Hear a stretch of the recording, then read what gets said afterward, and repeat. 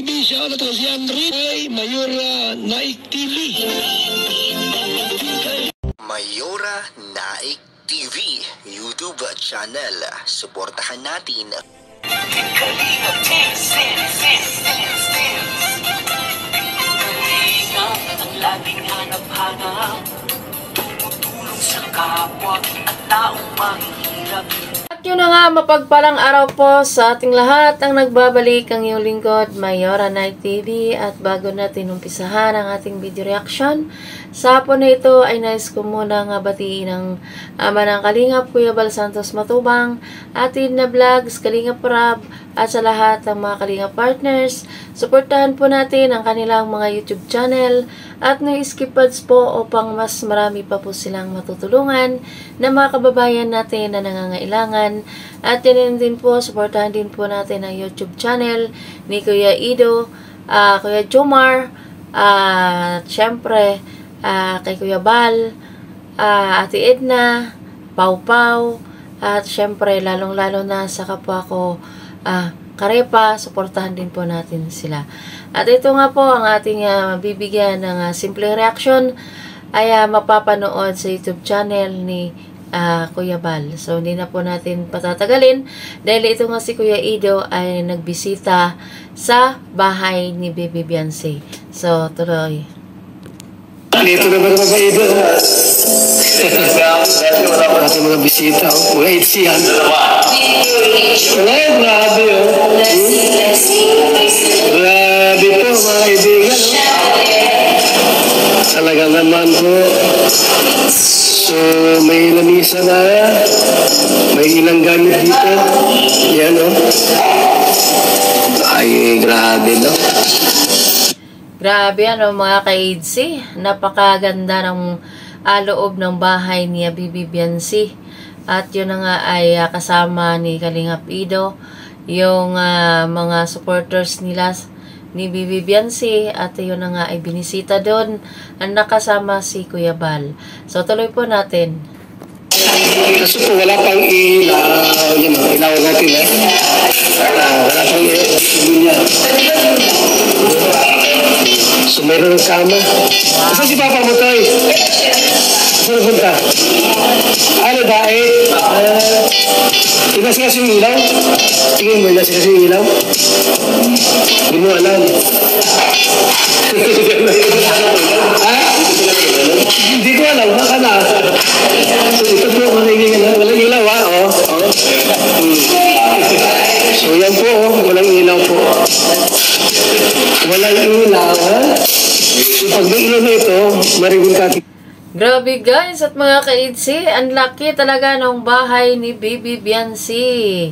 At hindi pa natin nakikita yun nasa taas sa second floor.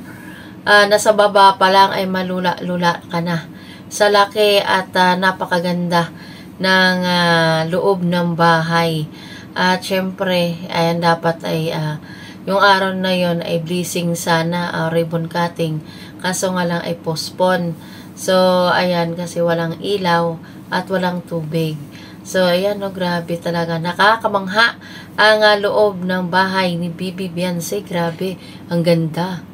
Ito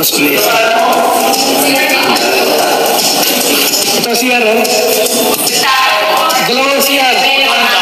Dito sa loob, dito sa taas, meron dito. Ha? Milyon yung inabot dito. Milyon yung inabot dito. So, ito yung dalawang kwarto ko nila. Yung kutso dito, ano mo kutso naman. Siya dito. So, may kama rito. Ito yung kaibigan sila kwarto. Grabe mga kaibigan. Okay ito, yan. So, halos kumplito po ang gamit, ha? Baka ito ang kwarto mo. Yun naman ang kwarto mo. Dito na ako sa baba. Doon na ako. Basta yung balik mo rito. Ayun no, niloloko ni Kuya Bal si Kuya Ido. Ang sabi nga ni Kuya Ido ay nasa baba lang daw siya. Ayaw daw niya dyan sa kwarto na yan. Ay grabe si Kuya Ido.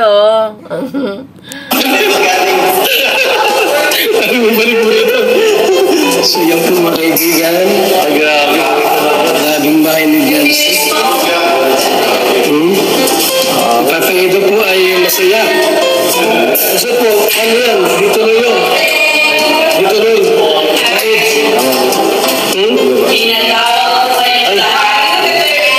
Ano, hindi tuloy yung ano. Ang ribbon cutting bukas. Kasi pa si Bulong sa kasilong. Kasi pa si Bulong. So yan po mga kalingap. Punta namin dito. Galing naman. Diba? Mabubumuro ito eh. Lagyan mo rin. Grabe, ayan. Sila ay nasa second floor na. Sila ka Kuya Bal. At ito nga si Kuya Ido. At syempre yung mga fans o supporters ng IDC. Makikita natin dyan sa second floor na sila. Ang ganda. Ang ganda talaga. Grabe. Wala nang masabi dito. Sa bahay na ito ni Baby Biancy. Napakaluwag. Ito, para pag umulan, may shade pa yan para ano. Okay. Fans niya ng IDC po, hindi mo natuloy. Hindi natuloy yung ano bukas, sayang ano. Di ba, Ali? So, grabe, ganda. Ha? Total na yung bahay.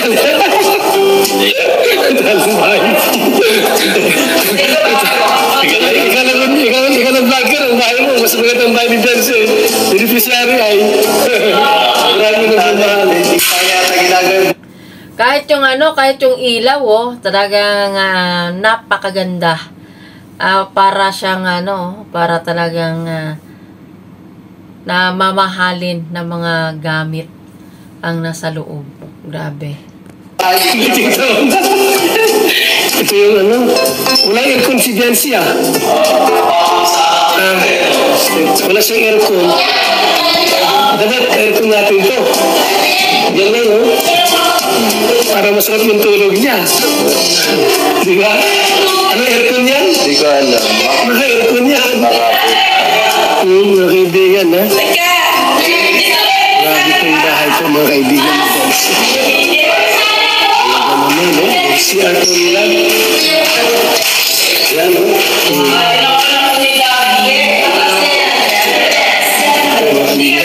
fans. Hindi mo sige lang. Dito na ako. Sa likod lang. Sa likod lang kami. Sa likod. Yan, kita-kita. Yan. Talaga naman. Ito po. Yung kwarto ito baka sa kapatid. Baka sa babae yung mga asawa. Sila Lana yan. So yan po. Sulit lang dito mga bisita. So mabuti nga po yung tao rito po. Nakapasok kami.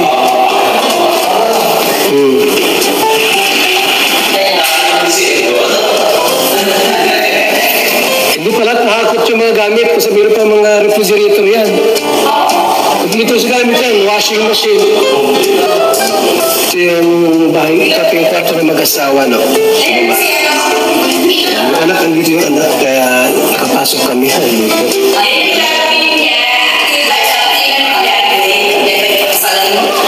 Pagkasala na? Bata pa yun. Bata pa ito. So, makakalingap, no?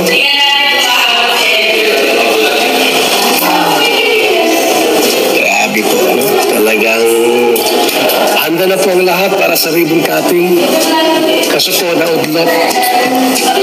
Naudlot po, mga kalingap. Ayan nga, narinig natin si Kuya Bal, instead na ribbon cutting, na odlot niya ika kasi nga, hindi pa tapos, wala pang ilaw at kuryente. Kaya grabe, wala na ako masabi dito sa bahay na ito ni Baby Biancy. Napakalaki at napakaganda. Kahit sa labas, makikita mo sa dito, na maganda. Siya ang kauna-unahang magandang bahay. Congrats kay Baby Biancy. Grabe, ang laki ng bahay. Wala na akong masabi. So yan po mga kaibigan, handa na po ang lahat para sa house blessing. Pero po muna ang ating ipapaayos. Pag may kuryente na po ito,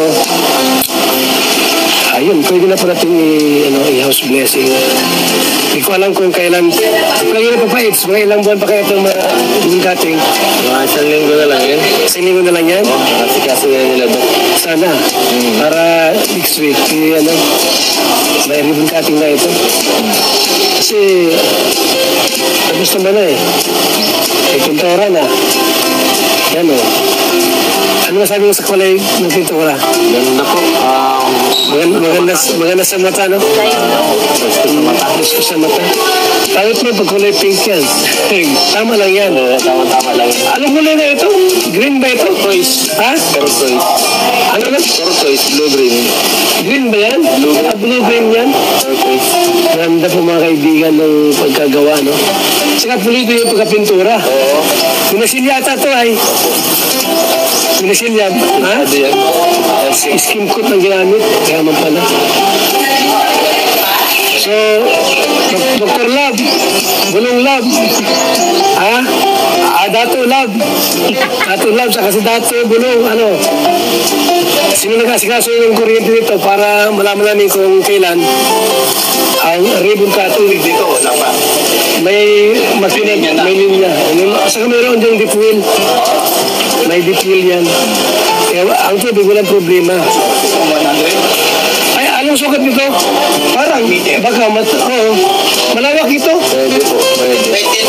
Ha? Walang 8 by 10? Tayo.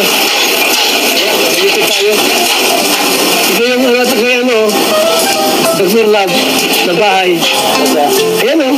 Okay, si Dr. Lab. Mamaya si Dr. Lab, di ba yung maasikaso yung kanya kuryente. So, kay Dr. Lab po na bahay, mabilis at pagkayari. Ay, ba't kaya ang style niyan? Ibang klaseng style ni Dr. Lab, ha? Malaki rin, di ka muna yan. Ayun, oo nga. Ang bahay pala ni Dr. Lab at ang bahay ni Biancy ay magkatabi. Ang galing, ano? Bira yan. Bili na rin halaga nito. Pwede doon. Hindi, Duklan. Grabe yan. Maganda pa sa bahay mo. Ang laki nga eh. Hindi Dr. Lab. Alam na kasi resikreto lang. Yung sa likod eh. Ang ganda dyan. Laking bahay. Hindi rin bahay. Malaki yan. Tinan mo. Yan o. Malaking bahay nito mga kaibigan. Bahay ni Doc Club yan to. So, wala si Papa nito. Wala Papa mo dyan? Saan nagpunta sa diet? Di pa diet? Wala pala si si Birano. Oh, baka dala yung motor niya. Hindi ba yung motor? Ay, scooter. Saan nagpunta sa kuryente? Kung anong dapat dalhin? Parang yun yung siguro. Yung mga sadya ko at makausap sana kasi wala naman dyan. Baka kasama yung Dr. Lab. Ha? Baka kasama ni Doc. Dalawa yung speaker na malaki. Wala. Ha? Huwag natin. Ha? Isa kayo kasi umaya hapon kina Brooks sa Atay Santos. Yung anong gagamitin mo Yung bago ko yan. nasa tapos yung microphone medyo maliit na lang wala kasi maliit. So ito na po tayo ngayon mga kalingap. Salamat po sa inyong lahat at kayo po muna po ay aalis na muna dito. So, ayan mga ka-idse, hanggang dito na lang ang ating simpleng reaction sa video na ito at ingat po ang lahat. God bless us all. Bye-bye!